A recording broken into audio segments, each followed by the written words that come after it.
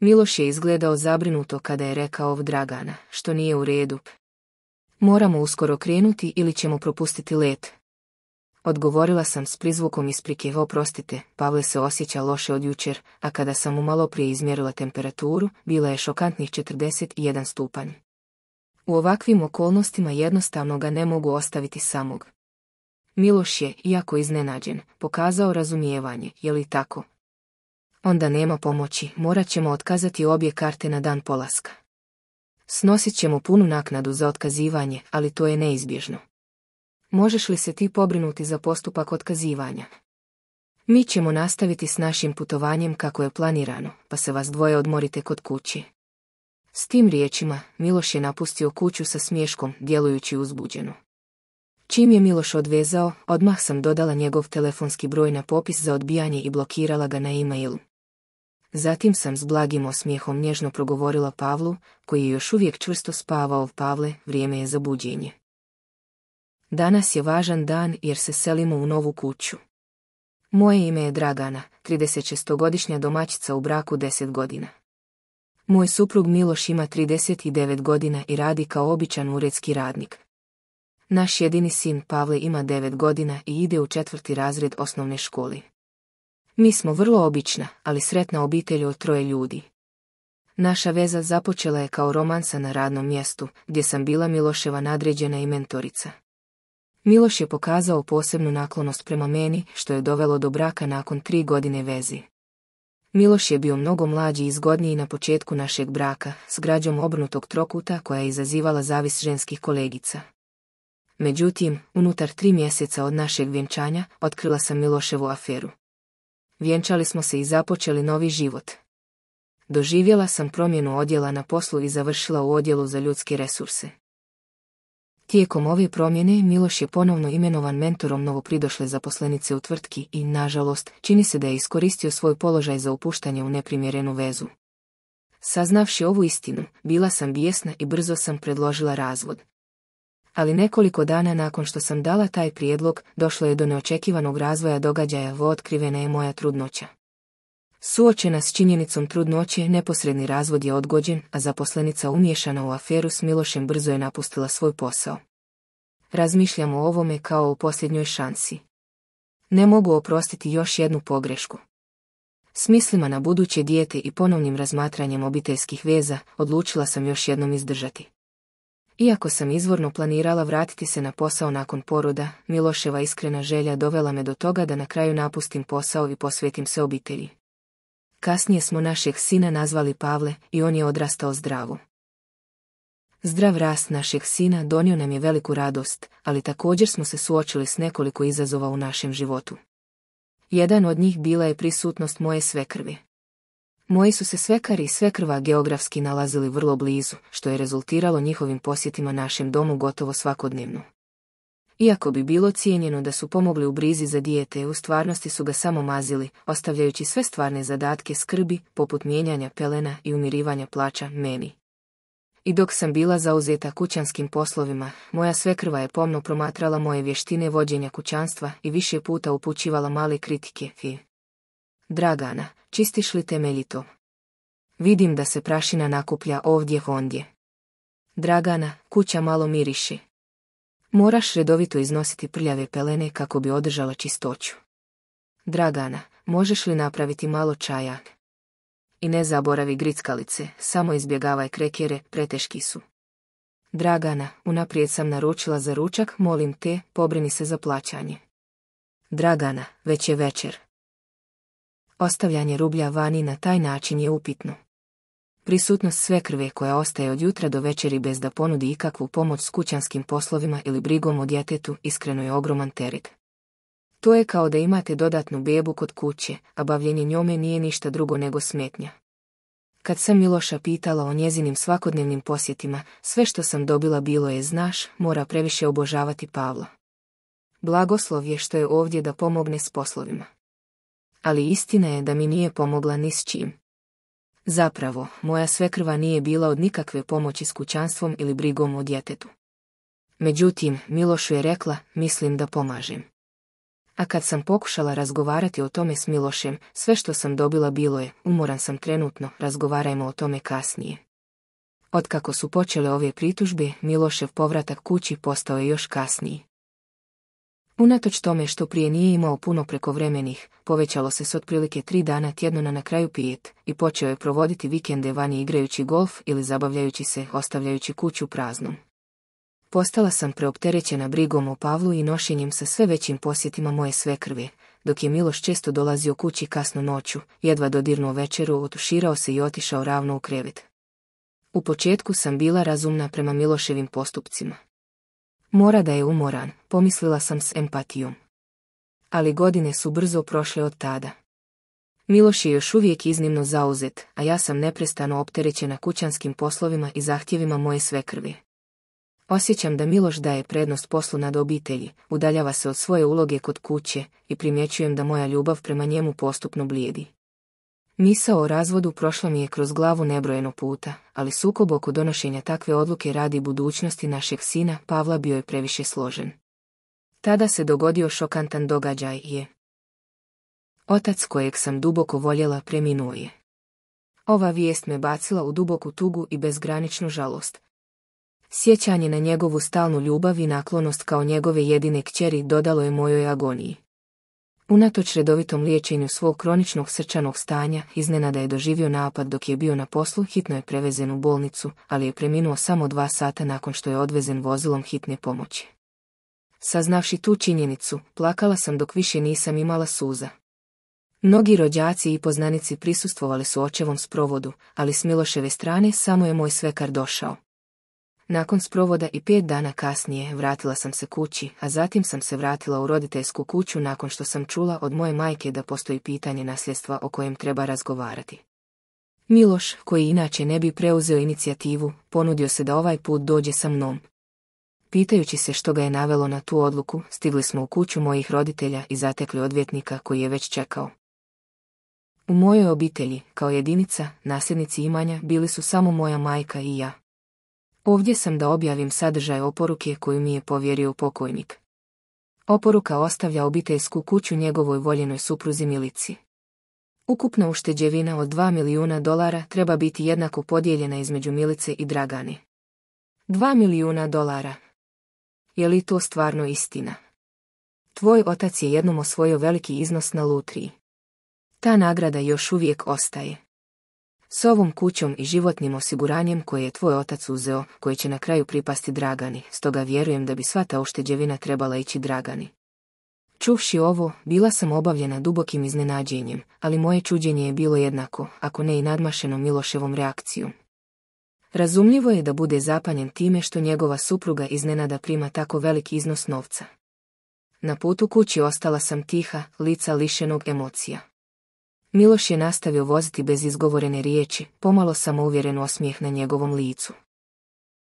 Moja tišina bila je zbog anonimnog e-maila. U trenutku kad sam ušla u automobil, primila sam e-mail. Adresa pošiljatelja bila je nepoznata i otvarajući e-mail bez sadržaja, trenutno sam ostala bez riječi. Priložene su bile fotografije 2 ljudi koji se drže za ruke dok hodaju, razmjenjuju poljupce i ulaze u hotel zajedno. Jedan od njih bio je lice koje sam predobro poznavala. Iznenađujuće, bio je to Miloš. Šok od ovog otkrića sam po sebi bio je dubok, ali prisutnost druge osobe na fotografijama donijela je još veće iznenađenje. Otkriveno je da je druga žena bila bivša kolegica koja se pridružila tvrtki u isto vrijeme i Ivana. Znala sam da je Ivana izlazila s muškim kolegom i činili su se toliko bliski da se brak činio vjerojatnim u nekom trenutku. Međutim, nikada nisam zamišljala da bi bila u aferi s mojim suprugom Milošem. Miloše, što nije u redu? Nisi ništa rekao neko vrijeme. Nažalost je to s tvojim ocem, ali imati nasljedstvo je nešto na čemu treba biti zahvalan. Dobila si obavijest za e-mail ranije, zar ne? Zašto ne odgovoriš na njega? Bio je to samo promotivni e-mail. Već sam ga izbrisala. Pokušala sam zadržati smirenost, ali moj glas možda je drhtao. Drhtanje u mom glasu nije bilo zbog tuge zbog gubitka oca ili radosti zbog primanja nasljedstva, već zbog ljutnje i razočaranja prema mom suprugu koji je zanemario našu obitelj i bio zaokupljen svojim poslom i drugom ženom. S osjećajima ljutnje, sljedećeg dana odlučila sam unajmiti detektivsku agenciju da detaljno istraži njihov odnos. Posjetila sam lokalnu detektivsku agenciju koju sam pronašla na internetu i pokucala na vrata. Iako nije bilo teško zamisliti da je njihova afera stvarna, odlučila sam pričekati dok ne dobijem detaljno izvješće. Jednog dana moja svekrva je rekla s punim osmijehom koji je isijavao radošću, stvarno se radujem našem sljedećem putovanju u Italiju. Moramo zahvaliti Dragani. Je li tako? Postoji li planirano putovanje? Da, tako je. Oh, nije li ti Miloš još rekao? Idemo u Italiju. To je moje prvo putovanje u inozemstvo. Nakon toga odlučila sam izravno pitati Miloša o planu. Miloš je otkrio plan s iznenađujućom smirenošću. Zapravo, planirali smo obiteljsko putovanje u Italiju koristeći produljeni vikend sljedeći mjesec. Uživali smo na našem medenom mjesecu u Italiji odmah nakon što smo se vjenčali, ali za moju majku ovo će biti njezino prvo putovanje u inozemstvo. Kad sam joj rekla o tome, pretvorilo se u neočekivani razvoj događaja i vijest se proširila među našim rođacima, na kraju se pretvarajući u veliku skupinu od 23 ljudi. To je kao školski izlet kad smo bili učenici i mislim da je to vrsta avanture koja će biti zabavna na svoj način. Čekaj malo, nisam bila informirana o tako razrađenom planu unaprijed i što misliš pod svi mi? Nema problema. Srećom, svi su uspjeli dobiti slobodno istovremeno, a što se tiče škole djece, možemo upravljati izostankom od 3 dana.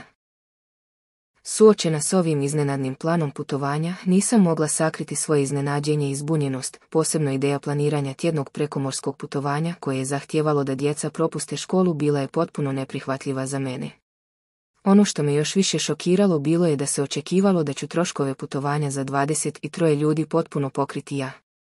Ovo je nedvojbeno bilo zato što su bacili oko na nasljedstvo koje sam primila. Sve što sam mogla učiniti bilo je duboko uzdahnuti iz dna srca. 2 tjedna nakon što sam unajmila detektiva da istraži aferu, otišla sam u detektivski ured da primim završeno izvješće. Rezultati su pokazali da je afera između mog supruga i Ivane započela otprilike u vrijeme kad sam napustila posao i nastavila se čak i nakon rođenja našeg sina. Također je otkriveno da je moj suprug bio uključen s drugim ženama. Preplavljena tugom, ljutnjom i nevjericom, našla sam se kako se smijem pukom apsurdu situacije. Bila sam toliko odbojna na pomisao da dijelim krevet ili čak isti zrak s mojim suprugom da sam ozbiljno razmišljala o neposrednom razvodu. Ali konačno sam odlučila izdržati još malo dulje, unatoč nepodnošljivoj svakodnevnoj boli. Bila sam odlučna izvršiti božansku kaznu nad Milošem kao moju osvetu. Večer prije polaska, Miloš je pakirao svoj kofer pun uzbuđenja, vjerojatno su mnogi rođaci, uključujući moju svekrvu, također bili zauzeti pripremama za putovanje. I ja i naš sin Pavle također smo pakirali, ali naša svrha bila je fundamentalno drugačija od Miloševe. Zatim je došlo jutro polaska. Miloš nas je ostavio iza i krenuo na planirano putovanje. Dragana, što radiš? Ponestaje nam vremena. Moramo uhvatiti avion. Žao mi je, zapravo Pavle se ne osjeća dobro od sinoć, a jutros mu je temperatura bila preko 40 stupnjeva. Ne mogu ga ostaviti samo kod kuće u ovom stanju. To je teško. Onda nemamo izbora nego otkazati za danas. Nažalost, morat ćemo snositi puni trošak otkazivanja, ali ne može se pomoći. Možeš li se pozabaviti otkazivanjem? Mi ćemo nastaviti kako je planirano, pa vas dvoje ostanite kod kuće. Govoreći to, Miloš je napustio kuću sa samouvjerenim osmijehom na licu. Odmah nakon završetka poziva, brzo sam blokirala Miloševe kontakte i postavila svoju poruku da spriječim bilo kakvu komunikaciju. S blagim osmijehom, nježno sam govorila Pavlu, koji je još uvijek bio u dubokom snu. Pavle, vrijeme je za buđenje. Danas je dan kada se selimo u naš novi dom. Kako sam i planirala, Miloš je ostao zbunjen na šalteru za odlazak u zračnoj luci. Što se događa ovdje? Svi su već okupljeni i čekaju. Zašto smo mi jedini koji se ne možemo pridružiti ovom putovanju? Nije mogao sakriti svoju paniku i zbunjenost. Gospodine, imamo vašu rezervaciju ovdje, ali plaćanje potrebno za putovanje još nije primljeno. Bilo je planirano da bude plaćeno u gotovini danas, ali nažalost, bez plaćanja morat ćemo otkazati vašu rezervaciju. Kakva je to besmislica? Miloš je pokušao nazvati me i čak pokušao poslati e-mail, ali poziv nije prolazio, a e-mail se vraćao s greškom. Osjetivši da nešto nije u redu, moja svekrva me nazvala da sazna što se dogodilo. Dragana, što se događa? Je li sve u redu? Ono što se događa je da su Pavle i ja otkazali naše putovanje u Italiju. Bez obzira na to, zašto još niste platili za putovanje? Gdje bih trebala naći tako velik iznos novca? Iz nasljedstva koje si primila, naravno. Žao mi je zbog kasne obavijesti, ali Miloš i ja smo jučer službeno razveli. Ne mogu si priuštiti potrošiti tako velik iznos novca za mog sada bivšeg supruga. Ovo nije vrijeme za takve gluposti. Plati taj račun odmah. Dragana, slušaš li me? Nježno sam završila poziv i odmah dodala cijelu Miloševu obitelj, počevši od moje svekrve, na popis blokiranih na mom telefonu. Suočen s realnošću da bez obzira koliko pokušavali, nisu mogli ići na putovanje, Miloš bi se morao vratiti kući tresući se od ljutnje i podvrgnut hladnim pogledima svojih rođaka. Međutim, kad se vratio kući, Pavle i ja više nismo bili tamo. Samo pismo ostavljeno na blagovaonskom stolu i nekoliko dokaznih fotografija tiho su ga čekali. Donijela sam svoju konačnu odluku u vezi s Milošem i ostavila odlučno pismo. Postupak razvoda je završen. Pravno smo sada stranci jedno drugome. Uskoro ćeš primiti formalnu obavijest preko odvjetnika, pa nemoj zaboraviti izvršiti plaćanja za alimentaciju i uzdržavanje djeteta. Zajedno s ovom smirenom, ali čvrstom porukom uključila sam nekoliko fotografija koje pokazuju njegovu nevjeru s Ivanom i ostavila pismo na blagovaonskom stolu. Šteta što neću moći vidjeti njegovu reakciju na ovo pismo iz prve ruke, ali bilo kakvo žaljenje koje bi mogao imati po povratku kući je prekasno. Put s kojim se sada suočava prirodna je posljedica izbora koje je napravio. Kad je njegova nevjera otkrivena rano u našem braku, natjerala sam ga da ispuni obrazac za razvod. Ako se ovo ponovno dogodi, nikada ti neću oprostiti. Jasno sam ga upozorila. Čuvala sam taj obrazac za razvod godinama i konačno, jučer, potpisala sam ga i predala gradskoj vijećnici. S ovim činom Miloš i ja smo službeno postali stranci i po imenu i u stvarnosti. Kad se Miloš vratio kući i odvjetnik ga posjetio, navodno je ostao stajati samo u očaju. Nitko nije odgovorio, a ulazna vrata ostala su otključana. Odvjetnik ga je obavijestio o obvezama vezanim za podjelu imovine, alimentaciju, plaćanja uzdržavanja djeteta, zabranu prilaska i mogućnost zapljene plaće ako kasni s plaćanjima. Suočen sa svim tim činjenicama, Miloš je bio potpuno zapanjen. Njegovo zaprepašćenje proizlazilo je ne samo iz toga što je morao ispuniti svoje financijske obveze prema meni, već i suočavanja s realnošću plaćanja naknada za otkazivanje putničkoj agenciji. Ukupni trošak za putovanje u Italiju za 23 ljudi, uključujući povratne letove poslovnom klasom, boravke u luksuznim hotelima i opcijske ture, iznosio je oko $300.000. Rođaci koji su se radovali putovanju saznali su za otkazivanje tek po dolasku u zračnu luku i izrazili su snažnu osudu prema Milošu i mojoj svekrvi. Potrudili su se prilagoditi rasporede posla iz škole, čak su se pripremali izvesti djecu iz škole, pa je ova iznenadna promjena bila veliki šok za njih. Obavijest s detaljima o plaćanju predana je meni, ali rezervacija je napravljena pod imenom moje svekrve, tako da je njoj izravno ispostavljen račun za naknadu za otkazivanje. Unatoč tome što sam ja trebala snositi stvarnu odgovornost za plaćanje, nikada nisam osobno primila niti jedan račun. Da bi riješili ovaj nered, moji svekari i svekrva stavili su svoju kuću na tržište i ulili svu svoju ušteđevinu u podmirivanje naknade za otkazivanje.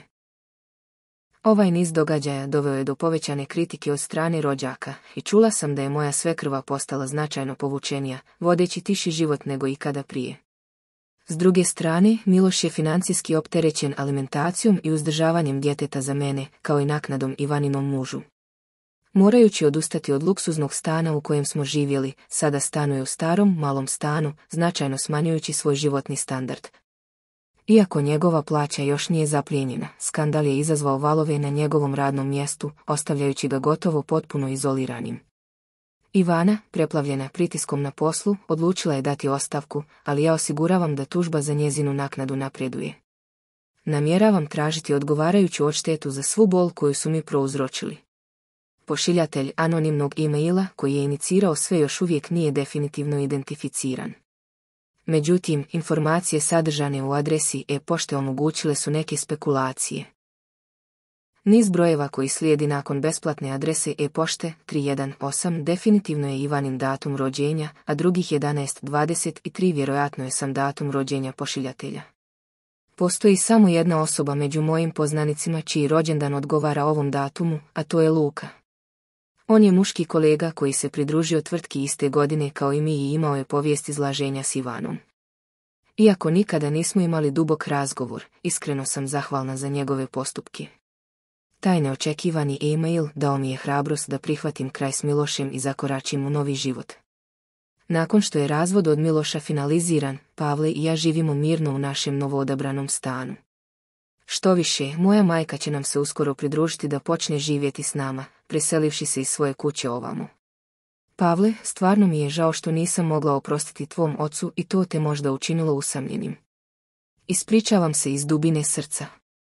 U redu je, mama. Nisi učinila ništa loše. Onaj tko je stvarno kriv je tata. Nikada mu ne mogu oprostiti što je izdao tebe i mene. Uopće se ne osjećam usamljeno i od sada ću se pobrinuti da te zaštitim, pa se ne brini. Pavlove snažne i dirljive riječi dale su mi veliku hrabrost i sigurnost. Znajući kako se sjajno i snažno Pavle razvio i razmišljajući o novom životu koji će uskoro započeti s mojom majkom koja nam se pridružuje, osjećam da je moj život pred mnom još uvijek pun obećanja. Novi početak naše obitelji samo je uvod u novo poglavlje koje leži pred nama.